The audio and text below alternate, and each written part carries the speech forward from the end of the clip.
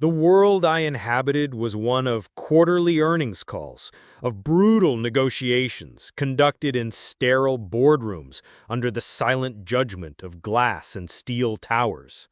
My name, Arthur Vance, was a brand, synonymous with ruthless efficiency and a portfolio that swelled while my soul withered.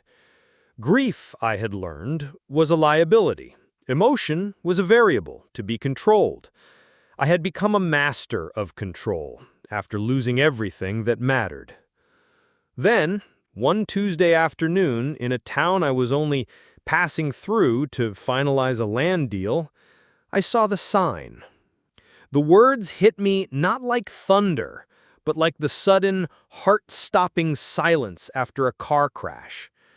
I just need a dad for the father-daughter dance.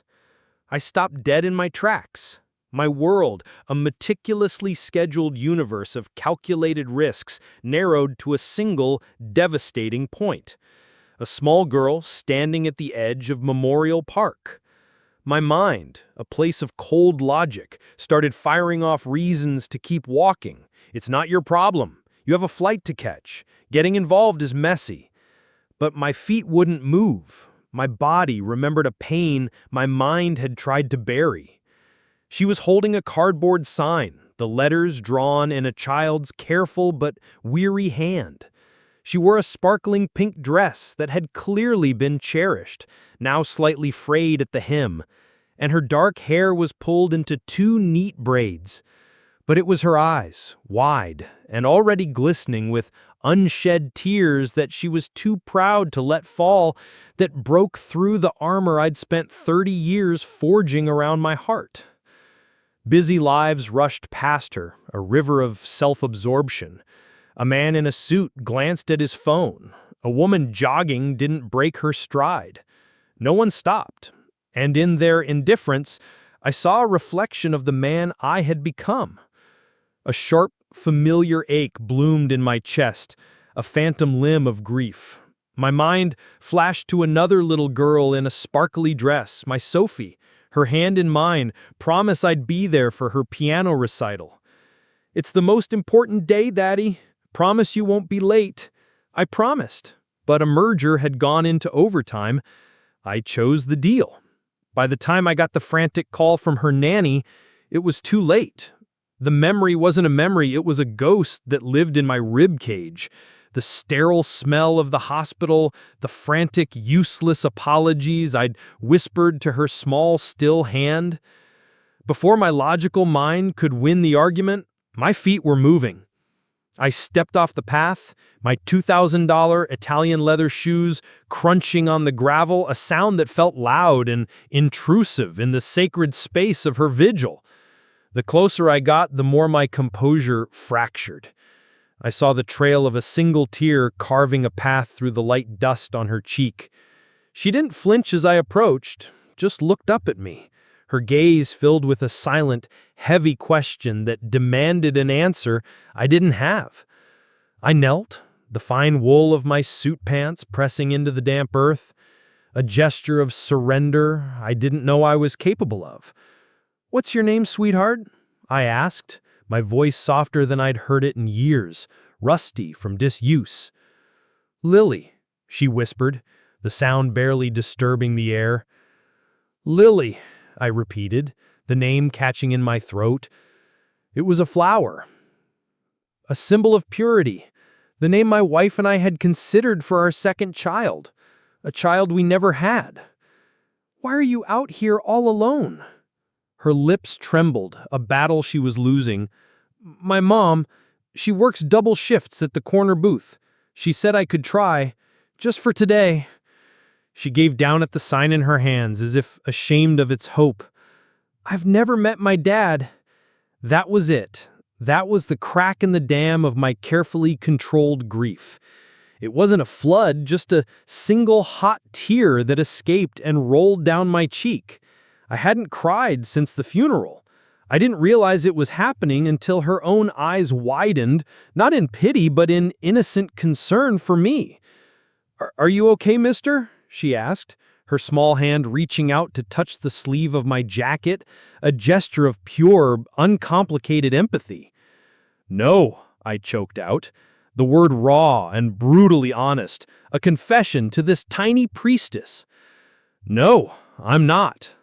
I grew up without a dad too. I know how that feels." And then, moved by an instinct I thought long buried with my daughter, I pulled her into a hug. She was so light, a fragile burr against my chest. I could feel the fierce, rapid beating of her small heart, and my own, a slow, heavy drum seemed to ache in response. I felt her small body trembling, and my own carefully constructed walls crumbled to dust. "It's okay," I whispered. "The words as much for me as for her. It's okay now.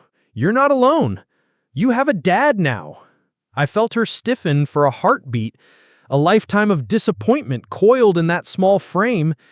Then, slowly, tentatively, she melted into my arms. Her small arms wrapped around my neck, and she sobbed, a storm of grief and relief that shook her entire body. Across the park, the river of people began to slow. Whispers started like rustling leaves. I saw the glint of a phone camera, then another. Is that Arthur Vance? The tech billionaire? What's he doing? I didn't care. For the first time in what felt like a lifetime, I wasn't performing. I wasn't a brand. I was just a man, holding a crying child, our shared pain a silent language between us. "You really mean it?" Lily sniffled against my shoulder, her voice muffled by my lapel. "You'll go to the dance with me?" I pulled back to look into her tear-stained, hopeful face, a masterpiece of human emotion. "Sweetheart," I said, my own voice shaking with the force of it all, "I would be honored." In that moment, surrounded by the murmur of a curious world, I wasn't Arthur Vance, the titan of industry. I was just Lily's dad. That night, in the sterile luxury of my hotel suite, the city lights of my life felt 1,000,000 miles away. I ignored the incessant demanding buzz of my phone, a symphony of obligations I suddenly had no desire to conduct. My world, once governed by quarterly reports and market projections, had shrunk to the size of a little girl's desperate hope. I walked to the window, staring out at the small town of Havenwood, its lights so much softer, more human, than the aggressive, arrogant glare of the city I called home. I pulled out my wallet and looked at the frayed photo I always carried, my daughter, Sophie. Age 6, in a tutu, beaming at me with a gap-toothed smile. That photo was my penance, a reminder of my greatest failure. I had promised I'd be at her piano recital. "It's the most important day, Daddy," she'd said, her eyes wide with the gravity only a 6-year-old can muster. A multi-billion-dollar merger had gone into overtime. My second-in-command, Marcus, had warned me, "Arthur, you can leave. We can handle this." But I'd seen the finish line. I wanted the win. I chose the deal. The call from her nanny had come an hour later. A drunk driver had run a red light. I spent the next hours in a sterile hospital hallway that smelled of bleach and despair, whispering useless apologies to her small, still hand. And now here was another little girl. Another promise waiting to be kept or broken. I opened my laptop, the glow illuminating my haunted face. A quick search. Father-daughter dance, Havenwood. The rules on the school's website were cold and clear. Chaperone must be legal guardian or parent. My heart, which had felt so full in the park, sank like a stone. I wasn't her father, not in any way the world would recognize. I was a stranger, a liability. The image of her being turned away at the door, that hopeful light in her eyes extinguished because of a bureaucratic rule, I couldn't bear it.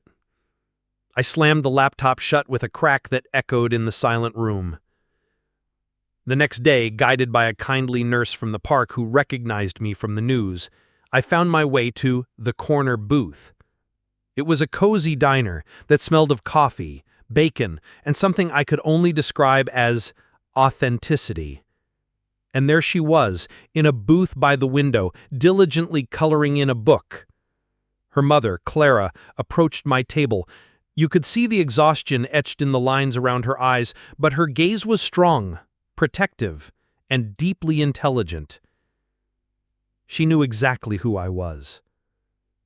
"I want to take her to the dance," I said, foregoing any pleasantries. The situation felt too important for small talk. Clara wiped her hands on her apron, a thoughtful, deliberate gesture. "Mr. Vance," she began, her voice even. "Lily told me what happened. She also told me you were kind. But we don't know you. And Lily, she doesn't get her hopes up easily. The world hasn't given her much reason to." "I lost my daughter," I confessed, the words tearing from a place I kept padlocked. "She was 6. I have spent every day since pretending I was okay. When I saw Lily, she reminded me of what I lost. I don't want anything from you, or from her. I just want to be there. For one dance. That's all." I watched her analyze me, not my net worth, but my sincerity. I saw the armor around her heart soften just a little. "She hasn't stopped talking about you since yesterday," she admitted, a ghost of a smile touching her lips. "She agreed to speak with the principal, a Miss Albright, a woman she said had a good heart." Before I left, Lily ran to me and grabbed my hand, her small fingers a surprising anchor. "I'm going to wear my silver ribbon," she said, her eyes shining with a faith I knew I hadn't yet earned. "I'll wear my best suit," I promised, my voice thick. "Deal." Principal Albright's office was my next battleground. This wasn't a negotiation for market share. The stakes felt infinitely higher. She was a tall woman with kind eyes and a steady, no-nonsense posture.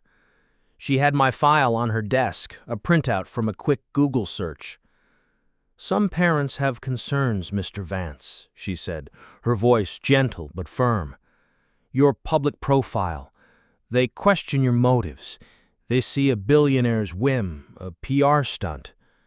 "That little girl doesn't care about my motives or my public profile," I told her, leaning forward, my voice resonating with a conviction I hadn't felt in years. "She cares about having someone show up. For years, my life has been about acquiring things. This is about showing up. Please." Her expression softened. "She told her teacher yesterday," she said, her voice quieter now.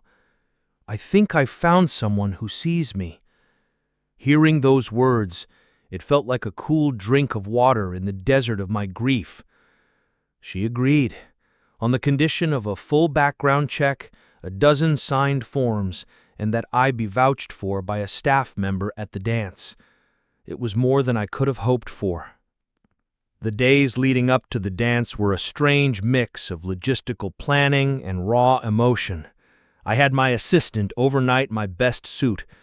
I also found the town's only shoe repair shop and had Lily's scuffed shoes polished until they shone like new pennies. I even went shopping with her and Clara for a new silver ribbon for her hair, a surreal hour spent in a small craft store, utterly out of my element, but feeling more grounded than I had in years. The night of the dance, the gymnasium was a sea of pastel and joyous chaos. I walked in alone, a shark in a fishbowl, feeling every stare, every whisper from parents and the local press who had inevitably caught wind of the story. There he is, the billionaire playing dad. But I only had eyes for one person. And then I saw her. Lily, standing at the top of the steps with Clara, her dress sparkling like a personal galaxy, the new silver ribbon a brilliant star in her dark hair. The moment she saw me, her face lit up like dawn. "You look like a king," she breathed as she ran to me. "And you," I said, Kneeling to meet her, my voice catching, looked like the most important person in the world. We stepped onto the dance floor, and the room seemed to hold its collective breath. We swayed slowly, me clumsy and utterly out of my element, her small hand in mine, her head resting trustingly against my chest. We were in our own world until a tall man with a tight jaw, another father, stepped toward us. "You don't belong here," he muttered, his voice low and hostile. The old Arthur Vance, the corporate raider, would have crushed him with a single cutting remark, but that man was gone. I looked at him calmly, my gaze steady. I'm here now, and she knows she's not forgotten. For tonight, that's enough. Lily looked up at me, her eyes wide with worry. Is he mad at me? No, sweetheart, I said, meeting the man's gaze. He just doesn't understand yet. Then a single deliberate clap echoed from across the gym. It was her teacher, Mrs. Dalton. Then Principal Albright. Then one by one other parents joined in, a wave of applause washing over us, a shield of sound and acceptance. The man, a local lawyer I later learned was named Mr. Davies, stepped back, his face a mask of confusion. I bent down to Lily. Ready for our twirl? She giggled, and we spun, a slow, defiant act of grace. For that one night, she wasn't the girl without a father. She was the girl whose dad showed up. That night, after the last song had faded, Clara invited me back to their small, warm home.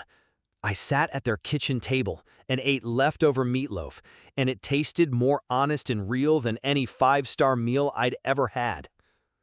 She's never had anyone stay, Clara told me later over tea, her voice quiet but heavy with the weight of her history. Not friends, not family. People make promises. They leave. You're the first one who didn't. The words landed with the weight of a sacred trust. My phone buzzed in my pocket, my old life calling. It was Marcus, my COO, my friend. Arthur, the board is freaking out. The optics on this, they're threatening to pull funding from the Inner City Housing Initiative if you don't issue a statement and come back. I looked around Clara's kitchen, at the chipped coffee mugs, the crayon drawings taped to the fridge, at the quiet peace of this small town. I was being asked to choose between the legacy I had built and the one I was just beginning to discover. I'm staying, Marcus, I said, the decision solidifying as I said it aloud. Sell my shares in the tech fund, reroute the profits to the housing initiative personally. Tell the board they can have my resignation. There was a stunned silence on the other end of the line. Then, are you sure, Arthur? I've never been more sure of anything in my life, I said, and hung up. Clara had been watching me, her expression unreadable. What was that? That, I said, feeling a weight lift from my shoulders I didn't even know I was carrying, was me choosing to show up. Her eyes searched mine, and for the first time, I saw not just acceptance, but a glimmer of something more. Then you should have this, she said, pressing the small, worn silver pendant from her own neck into my hand. It was heart-shaped, polished smooth by time. It was my mother's. She gave it to me when Lily was born. She said it was to remember who I was fighting for. I turned it over. Engraved on the back was a single word, faith. I closed my hand around the warm metal. This is more than just a moment, I said, my voice thick with an emotion I couldn't name. The following weeks were a whirlwind of collision and creation. My old world imploded spectacularly. The press had a field day. Billionaire goes rogue. But for every cold corporate headline, there was a warm hand-drawn picture from Lily waiting for me at the diner. I was there for spelling homework. I was there when she proudly read her story about a lonely dragon and a sad castle to the entire school assembly, a story that was so clearly about us, it left the room in stunned, tearful silence. I was there when I faced down the school board again, this time not to ask for a favor, but to propose a solution. I used my own capital, the funds from the shares I'd sold, to establish a new town foundation, the Lily Project. It was dedicated to providing mentorship, resources, and support for children from single-parent and low-income homes in Havenwood. Slowly, almost imperceptibly, the town's suspicion began to melt, replaced by a cautious curiosity, then a quiet respect. They saw me not as a headline, but as the man who showed up, the man who helped organize a town-wide book drive after a freak electrical fire damaged the school library, personally driving the truck to a warehouse I rented to store the thousands of donated books, the man who sat on Clara's porch, helping Lily build a wobbly, imperfect birdhouse.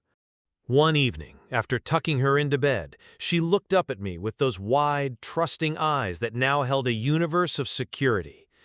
"Dad," she asked, the word no longer a question but a simple statement of fact. "Yes, sweetheart? When are you going to adopt me for real?" My heart squeezed tight in my chest. We started the paperwork the next week. The day in the small Havenwood courthouse was quiet and profound. There were no cameras, no reporters, just me, Clara, Lily, Principal Albright, and a kind-faced judge. When her gavel came down declaring Lily Grace Vance my legal daughter, I felt a piece of my soul, long lost and frozen in grief for Sophie, finally click back into place. It wasn't a replacement, it was a continuation. Love, I was learning, wasn't a finite resource. A year after that first dance, I stood in the same gymnasium. This time, I wasn't an anxious outsider. I was an organizer, standing beside Principal Albright for the first annual Father for a Night event, sponsored by the Lily Project. The gym was filled with an electricity that was pure joy. I watched as Lily, now a confident, beaming girl who commanded a room with her quiet grace, took the hand of a small, shy boy standing alone in the corner, clutching a half-eaten cookie. "I was alone once too," I heard her say to him, her voice a perfect blend of my confidence and her mother's kindness. "It's scary, but it's better when you dance. Would you like to dance with me?" Clara came and stood beside me, her hand finding mine as we watched our daughter lead. It was a simple, comfortable gesture that spoke volumes. Our own relationship had grown slowly, organically, rooted in our shared love for Lily and a mutual respect that had deepened into a quiet, powerful affection. "Look at her," Clara whispered, her voice full of awe. "She has your heart." "No," I corrected, my eyes full as I watched Lily twirl with the little boy, her laughter echoing through the gym. "She had it from the beginning." Later that night, after the last balloon was popped and the music faded, the three of us stood outside under the vast starry sky. "Dad," Lily said, looking up at me, her face illuminated by the moon, "I think we should always dance, even when there's no music." I smiled and squeezed her hand. "Especially then." And we did, the three of us. We twirled on the cool grass, a new, whole family, under the quiet watch of a town that had learned to believe in second chances. I had come to Havenwood a broken man, a ghost haunting the corridors of his own life. I found a little girl with a cardboard sign, and in healing her, I found a way to heal myself. I found a family. I found a home. And I learned that the greatest legacy you can build isn't made of steel and glass, but of presence, of hope, and of a sacred promise to keep dancing long after the music stops.